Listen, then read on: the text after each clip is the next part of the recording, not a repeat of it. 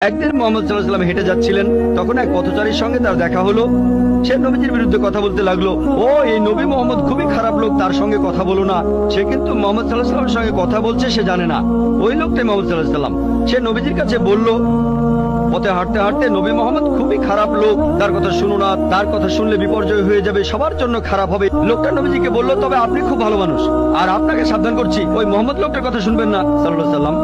সে ভণ্ড, নাউজুবিল্লাহ, সে খুব খারাপ মানুষ, নাউজুবিল্লাহ। এরকম আরো অনেক কথা। তবে নবীজিকে বললো, আপনি খুব ভালো মানুষ, আপনি দয়ালু, আপনি পরোপকারী, আপনার নামটা জানতে পারি? নাম শুনে বলল, কি? আপনি কি বললেন? আমি কি ঠিক শুনছি?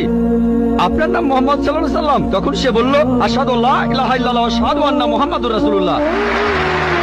যখন সেই লোকটা বুঝতে পারলো যে এই লোকটাই মোহাম্মদ সাল্লাল্লাহু আলাইহি ওয়াসাল্লাম, আমি অন্য মানুষের কাছে শুনেছিলাম সে খুব খারাপ মানুষ, ইনি তো ভালো মানুষ, তখন সে ইসলাম গ্রহণ করলো।